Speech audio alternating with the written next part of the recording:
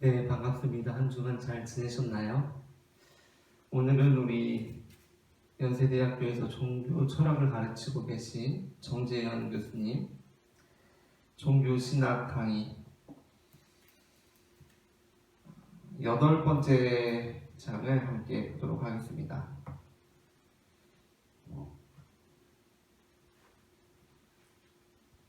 8번째 장 다원주의 2번째 시간이고요. 지난주에 다루었던 폴 리터에 이어서 레너드 스위들러라는 사람의 종교 간 대화 다원주의 2번째 시간인데요.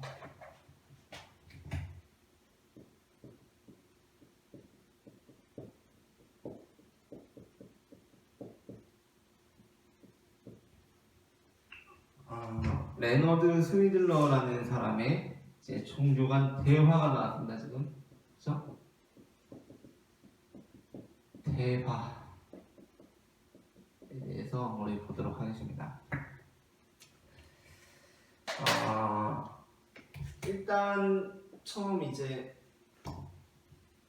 처음 시작하면서 우리가 미리 짚으면 좋은 것이 뭐냐면 지금 베타주의하고 포괄주의하고 다원주의 했지만, 그리고 다원주의에서 니터가 앞서 나왔고 레너드 스위들러가 나왔지만 둘이 크게 다른 입장은 아니라고 할 수 있어요. 우리가 지난주에 폴 리터 했죠? 폴 리터의 초기 모델을 했습니다. 초기 모델. 오직 예수 이름으로만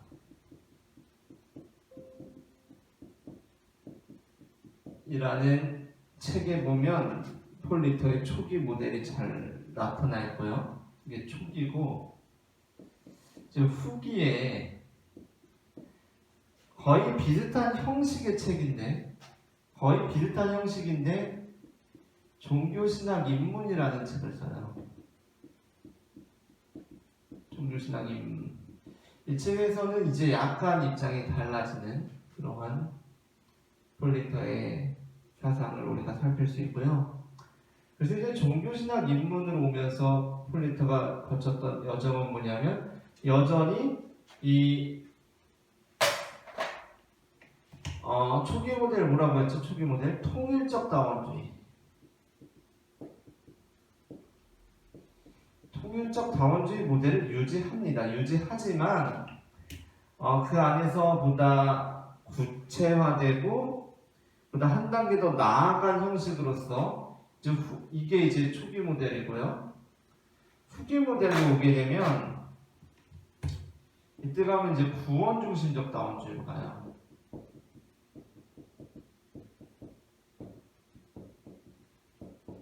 이 구원 중심적 다원주의로 가는 이런 양상을 이제 보이고 있다는 것입니다. 그런데 오늘 다루는 이 레너드 스위들러 역시 어떠냐?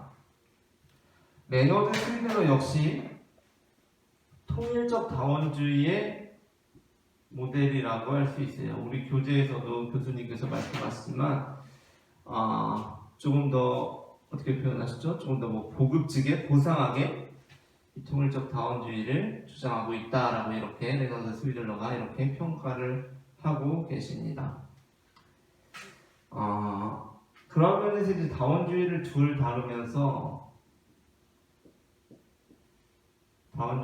두 개 다루면서 이제 이 통일적 다원주의를 둘 다 다루고 있는 것인데,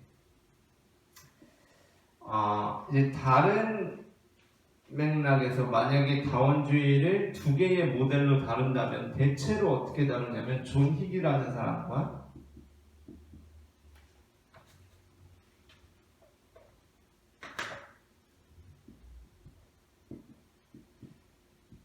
존 캅이라는 사람을 다룹니다. 존 캅이라는 사람을 다루고, 여기는 이제 신 또는 이제 실제라고도 할 수 있어요. 중심적 다원주의. 여기 같은 경우는 이제 그리스도 중심적 다원주의 이렇게 나누어서 다룹니다. 가장 일반적으로는 이렇게 나누어서 다루는 것 같아요. 그러나 일반적인 거 따라가서 뭐 하겠어요, 그죠? 자기 책을 쓰려면은 정말 자기 독자적인 책을 써야 됩니다. 어쨌든 일반적으로는 이렇게 나간다는 거고, 이걸 굳이 따라할 필요는 없는 거예요, 그렇죠? 그러나 일반적인 걸 알긴 알고 있으면 좋겠죠. 이제 신중심적 다원주의 모델은 보통 이렇게 종교들이 있고 신과 실제가 여기에 위치하는 거, 그리고 그리스도 중심적 다원주의는 보통 이런 식으로 형상화가 됩니다. 여기 이제 각각의 그리스도랄까요? 여기 있고 여기에 종교들이 있고 저마다 가는 길이 다른 이런 모양새를 취한다라고도 할 수 있겠습니다. 어쨌든 이거 이제 일반적인 내용으로 기본적인 걸로 알고 계시면 되겠고, 레너드 스위들러 역시 통일적 다원주의예요. 통일적 다원주의. 그런데 왜 우리 교재에서 레너드 스위들러를 폴 리터하고 다르게, 그리고 또 하나 굳이 이제 폴 리터하고 꼽자면 레너드 스위들러를 꼽아서 하나의 장을 장식하고 있느냐, 이제 이게 중요한 거겠죠. 왜 그럴까? 처음부터 나옵니다. 처음부터 나오는데 바로 레너드 스위들러가 자신의 글의 제목을 종교 또는 이데올로기 간의 대화라고 하면서 오늘날 모든 조직적인 반성을 위한 기반이라고 하면서 반성이라는 말을 했다는 거예요. 반성. 자, 반성이라는 말을 했습니다. 반성. 여기에 뭐가 감춰져 있냐면 자기라는 말이 감춰져 있어요. 자기 반성이에요. 자기 반성. 자, 대화를 얘기하고 다원주의인데 자기 반성을 말합니다. 이게 중요하죠. 그렇기 때문에 오늘도 장이 시작하면서 바로 먼저 나오는 게 이 이야기예요. 반성에 대한 이야기. 자, 우리가 종교 신학에 대한 공부를 시작하면서, 특히 이제 이 책으로 시작하면서 종교 신학이란 무엇인가, 그것을 우리가 함께 나누었던 바 있습니다. 종교 신학이란 뭐죠? 바로 다른 종교가 어떠한지를 알아보는 거예요. 그래서 종교 신학이기 때문에 기독교인으로서 기본적으로 기독교인이라는 걸 깔고 기독교인들이 다른 종교들을 어떻게 이해해야 하는가에 대한 공부입니다. 다른 종교들을 어떻게 이해해야 하는가, 불교, 이슬람, 힌두교, 유교, 우리가 어떻게 이해해야 하는가. 그러나 제가 강의를 시작하면서 이런 얘기 했었어요. 그렇게 만약에 우리가 종교신학에 접근한다면 우리는 종교신학의 절반밖에 모르는 거다. 종교신학의 나머지 절반이 있는데 그게 뭐라고 했죠? 부제에 달려있어요. 다종교 상황에서 그리스도교인이 가야 할 길이라는 거예요.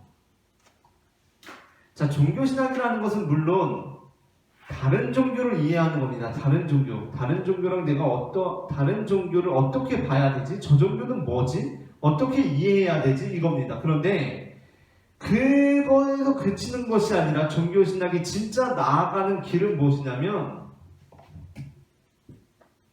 자, 이 다종교 상황에서 그렇다면 내가 믿고 있는 건 뭐지? 를 고민하는 거예요. 내가 믿고 있는 게 뭐지라는 고민은 뭐죠? 나는 지금 잘 믿고 있나? 내 믿음이라는 게 뭘까를 돌이켜보는 것이 바로 종교신학의 의미라는 겁니다. 이 다종교 상황 속에서 내가 믿는 믿음이란 뭘까? 나는 무엇을 믿고 있는가를 고민해보고 돌아본 거예요. 여기에 종교신학이 크게 공헌할 수 있다는 것이 바로 종교신학의 입장입니다. 왜 그러냐면 우리 교재에도 나옵니다. 하나만 아는 것은 하나도 모르는 것이다 라는 말이 나와요. 하나만 아는 것은 하나도 모르는 것이다. 자, 그리스도교만 안다는 것, 그것은 물론 그리스도교만 잘 연구해서 박사가 될 수도 있겠죠. 그러나 하나도 모르는 것이 될 가능성이 있죠. 그죠? 그 의미를 뭔지 아시겠나요? 그 의미를 알아야 되는데. 그러니까 예를 들자면 이렇게 설명할 수 있을 거예요. 어떤 세상에 꽃이 장미밖에 없어요. 장미밖에 없습니다. 어떤 나라에 꽃이 다 장미예요. 빨간색 장미예요. 그렇다면 꽃은 다 빨갛다라고 여기겠죠. 그런데 정말 그렇게 여길까요? 꽃은 빨갛다고 여길까요? 자기 나라에 있는 꽃이 장미라서 다 빨간색 그 장미만 있는 나라의 사람들이 장미꽃이 빨갛다라고 느낄까요? 못 느낍니다. 왜죠? 그게 원래 그러한 것이라고 생각하기 때문이에요. 이 사람들이 우리 장미꽃이 빨갛구나라고 느끼는 순간은 언제일까요? 다른 나라에 가서 백합을 보게 되면, 흰 꽃을 보게 되면 딱 어떻게 느낄까요? 우리 꽃이 빨갛다 라고 느끼게 된다는 거예요. 자, 그러한 맥락에서 다른 종교를 만나서 대화한다는 것, 이 대화를 한다는 것은 굳이 다른 종교를 이해하는 것이 아니라 나의 종교를 이해함에 있어서 굉장히 중요한 역할을 한다는 겁니다. 이 대화가. 네. 그래서 이 대화를 통해서 나의 신앙을 돌아보고 내가 지금 제대로 믿고 있는가, 내가 지금 주님 앞에 바로 서 있는가를 고민해보는 것이 굉장히 중요하다는 거예요. 자, 그런 의미에서 이제 반성이라는 것이 굉장히 중요한 개념이고, 그러나 오늘 이제 레너드 스위들러를 하면서 한 가지 꼭 짚고 넘어가고 싶은 것이 있는데, 그것이 무엇이냐면 이 통일적 다원주의의 한계입니다. 다원주의의 한계. 다원주의는 여러 부분에서 공격을 받는 주장인데, 특별히 통일적 다원주의의 치명적인 한계로 지적되는 것이 있어요. 근데 그것이 뭐냐면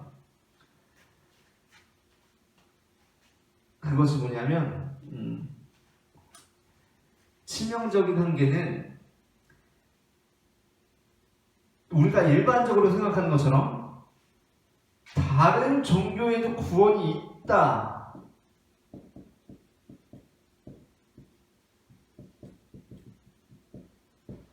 라고 말하기 때문에 한계가 있는 것이 아닙니다. 다른 종교에도 구원이 있다고 말하기 때문에 한계가 있는 것이 아니라, 물론 이 말 때문일 수도 있겠는데, 그러니까 말씀드리고 싶은 핵심은 뭐냐면, 통일적 다원주의가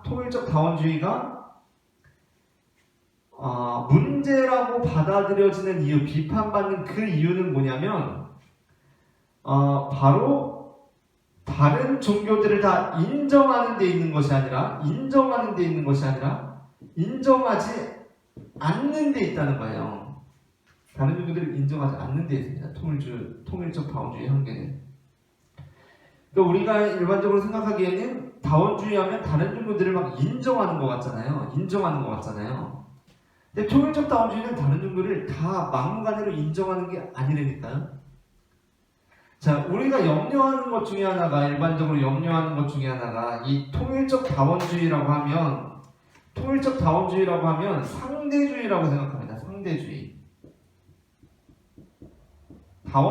이 통일적이라는 말 잘 안 쓰니까 다원주의라고 하면 상대주의라고 생각한단 말이에요. 우리 교재에도 이번에 다원주의와 상대주의를 다루는데, 다원주의와 상대주의는 엄격히 다릅니다.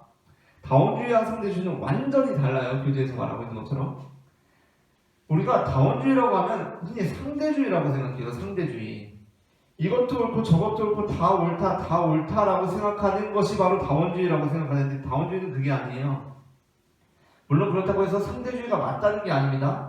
상대주의와 다원주의를 뛰어넘는 하나의 또한 관점이 추구해 나가야 할 방향들일 텐데, 우리가 이제까지 보아왔던 관점들 역시 그러하고, 그런데 이 상대주의라는 것이 아니라 통일적 다원주의의 한계는 무엇이냐면, 상대주의는 이것도 저것도 다 인정하는 거잖아요. 쟤도 좋네. 그래, 너도 뭐 그럴 수 있겠다, 다 인정하는 거잖아요.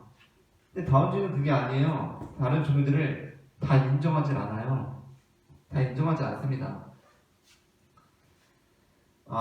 오히려 우리 교재의 마지막 부분에 나오는데, 마지막 한 2페이지 정도에 나옵니다. 동일성이라는 개념이 나와요. 동일성. 이 동일성의 잔재를 청산하지 못한 모습이 통일적 다원주의에 나타난단 말이에요. 동일성의 잔재. 동일성 뭡니까? 동일성. 우리 교재에서 자기동일성이라는 개념도 나오는데, 자기동일성하고 그냥 마지막 2페이지가량에 나오는 동일성은 또 다릅니다. 이 동일성은 뭐냐면, 제가 알기 쉽게 말씀을 드리자면 오히려 우리한테는 동일화라는 표현이 더 익숙할 거예요. 동일화. 뭐냐면 여기에 자기동일화. 자기동일화가 뭐죠? 자기동일화? 자기동일화가 뭐냐면 어떤 영화 같은 거 보면서 드라마 같은 거 보면서 내가 그 사람인 것처럼 느끼는 거예요. 내가 그 사람인 것처럼 느끼는 겁니다. 그러면서 어떻게 하는 거죠? 내가 그 사람이라고 하는 거예요. 내가 그 사람이라고 하는 겁니다. 그래야 우리가 이입이 되겠죠. 드라마나 영화에 자기동일화라는 것이 그런 이제 예술 작품을 감상하는데 꼭 필요한 요소인데, 자 근데 이 동일화라는 게 어떤 방식으로 벌어질 수가 있냐면 제국주의적 방식으로 벌어질 수가 있어요. 우리가 앞부분에서 다루는데 제국주의적 폭력적인 방식으로. 무슨 얘기냐면, 그러니까 대화 불능의 자기동일화입니다. 대화 불능. 무슨 얘기냐면, 자 친구가 저한테 얘기를 해요. 친구가 저한테 나 이런저런 일이 있어서 너무 속상해 라고 하면 우리가 위로해준답시고 이럴 때 있죠. 진짜 나도 그래. 야 나도 그래. 나도 그럴 때 있어 라고 이야기할 때 있잖아요. 물론 그게 참 감정이입이 잘 되고 이 친구의 마음이 내 마음이고 내 마음이 이 친구의 마음이다라고 돼서 감정이입이 돼서 서로 위로가 되고 힘이 되면 좋은 일입니다. 그렇죠? 근데 이런 경험 아마 있을 거예요. 내가 막 내 마음을 털어놨어요. 나 이렇고 저렇고 저렇고 저래 라고 얘기를 했는데 이 친구가 야 나도 그래. 나도 이렇고 저렇고 저렇고 저랬어 라고 얘기를 하는데 내가 들어보니까 아니 나는 그런 게 아니야. 나는 지금 내 마음은 다른 마음이야. 내 마음은 다른 마음이고 나는 이렇고 저렇고 저렇고 저래 라고 얘기를 하는데 이 친구가 야 나도 그래. 나도 이렇고 저렇고 저렇고 저래 라고 하는데 내가 들어보니까 위로가 안 돼요. 저 친구는 지금 내 마음을 몰라요. 내 마음을. 근데 그 친구가 어떻게 하고 있죠? 나도 그래 라고 말하고 있죠. 어떻게 하고 있죠? 폭력적으로 자기를 동일화하고 있는 겁니다. 이게 바로 폭력적인 자기 동일화거든요. 나도 그래. 나도 그래. 너 다르지 않아. 나랑. 너 다른 거 같지? 다르지 않아. 나랑 다르지 않아 라고 말하는 것이 바로 폭력적인 이 자기 동일화인데 이게 바로 통일적 다원주의에 있다는 겁니다. 이게 포괄주의로부터 이어져 온 잔재예요. 포괄주의로부터 이어져 온 잔재입니다. 이게 다원주의가 비판받는 이유거든요. 사실 다원주의는 곧 상대주의일 것이다 라고 그런 상대주의적인 면이 비판받기도 하지만 오히려 더 많이 비판받는 부분은 이 부분이에요. 이 통일적 다원주의에는 제국주의적이고 폭력적인 방식, 즉 포괄주의의 유산입니다. 포괄주의의 유산이에요.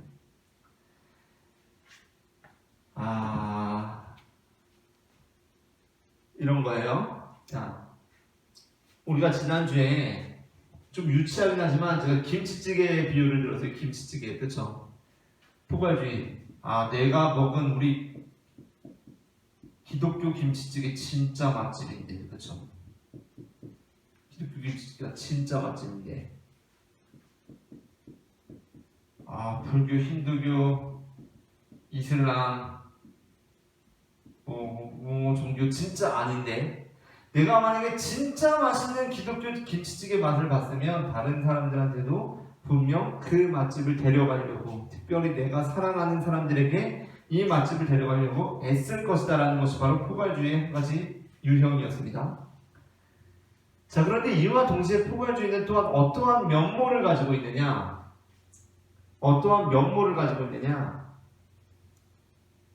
자, 여기서 이제 이게 중요해요.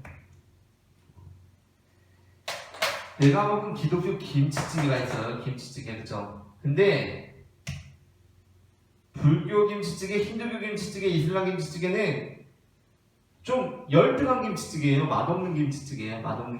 포괄주의 입장에서는, 지금 제가 그렇다는 게 아닙니다. 포괄주의 입장에서는 얘네는 좀 열등한 김치찌개예요. 음식물 쓰레기 정도는 아니지만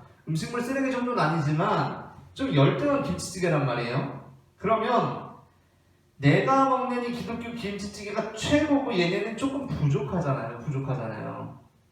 근데 여기에 뭐가 들어가 있냐? 포괄주의에 우리가 교재에서 봤던 선언적 판단이 들어가 있는 겁니다. 판단. 자, 이 선언적 판단이 들어가 있는 거예요. 뭐예요? 여러분 불교에 대해서 아십니까? 힌두교, 이슬람에 대해서 알아요? 잘 모르죠? 잘 모른다고요. 근데 우리는 어떻게 생각해요? 얘네도 김치찌개 하고 있을 거라고 생각한단 말이에요. 김치찌개. 얘네도 김치찌개 하고 있을 것이라고 판단을 해요. 미리. 그래서 얘네는 좀 열등해요. 좀 열등하다고. 자, 그런데 알고 보니까 조금 알아보니까 어때요? 얘네가? 어라? 김치찌개 집이 아니었네. 알고 보니까 얘네가 순댓국집이네. 불교 순댓국집이고 힌두교 무슨 뼈해장국집이네. 된장찌개집이네. 된장찌개집이네. 다른 거예요. 보니까 아예. 자, 이때 포괄주의의 입장은 어떻게 변모할까요? 이때 포괄주의의 입장은 얘네가 알고 보니까 김치찌개집이 아니래요. 순댓국집이고 뼈해장국이고 된장찌개집이래요. 나는 지금까지 내가 먹은 김치찌개집이 제일 맛있는 집이고 너네는 조금 맛이 없는 김치찌개집이야 라고 생각을 했는데 얘네가 순댓국집이고 뼈해장국집이고 된장찌개집이래. 우린 애초에 김치찌개집이 아니래요. 그러면 포괄주의는 어떻게 얘기할까요? 이미 선언적으로 판단했죠. 이 입장을 돌이키지 않습니다. 어떻게 가요? 아니, 너네들은 니네가 순댓국, 뼈해장국, 된장찌개라고 말하지만 니네가 그렇게 말하지만 너희들은 익명의 김치찌개야. 웃기죠? 너희들은 익명의 김치찌개야 라고 말한단 말이에요. 야, 니네 다른 거 같지? 아니? 나랑 똑같은 거야, 니네. 내가 알아. 니네 알아. 나도 네 마음과 같아. 잘 알아. 다른 거 같지? 니네 순댓국이고 뼈해장국이고 된장찌개라고 다른 거 같지? 아니? 너네 익명의 김치찌개고 너희가 완전한 모습이 구현된다면 어떻게 될까요? 얘네는 김치찌개의 모습이 될 거야, 너희도. 라고 말하는 겁니다. 자, 이렇게 말하는 것이 바로 포괄주의 입장이에요.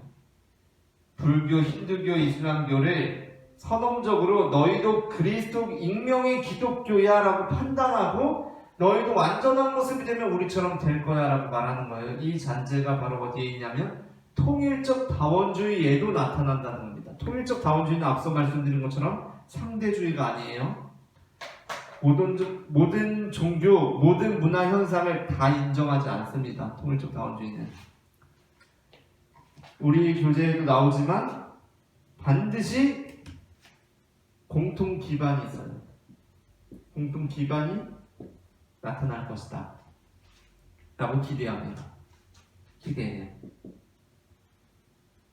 자, 이 공통 기반이라는 것은 언제나 누구의 입장에서일까요? 이 통일적 다원주의를 말하는 기독교인의 입장에서겠죠. 통일적 다원주의를 말하는 이 기독교인의 입장에서의 공통 기반이고 공통된 목적입니다. 이게 통일적 다원주의의 한계라는 거예요. 자, 그래서 이제 우리가 이거를 잡고 가야 돼요. 다원주의를 우리가 말하는데 특별히 그 안에 통일적이라는 말이 가로쳐져 있고 통일적 다원주의를 말할 때 이것은 상대주의가 아니다. 상대주의가 아닙니다. 너도 좋고 쟤도 좋고 쟤도 좋고 그런 거 아니에요. 통일적 다원주의는.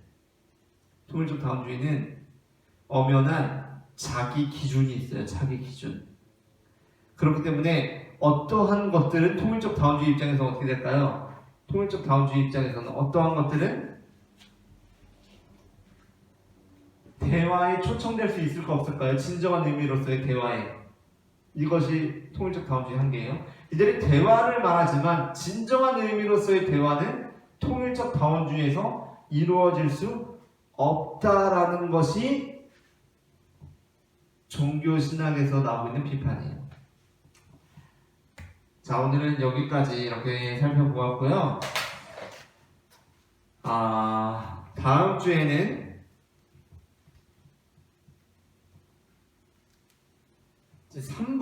넘어갑니다. 3부 종교에서 인간으로. 제9강 자기 동일성이 아니라 후상적 상대성으로 라고 이렇게 넘어갑니다. 자기 동일성이 아니라 후상적 상대성으로.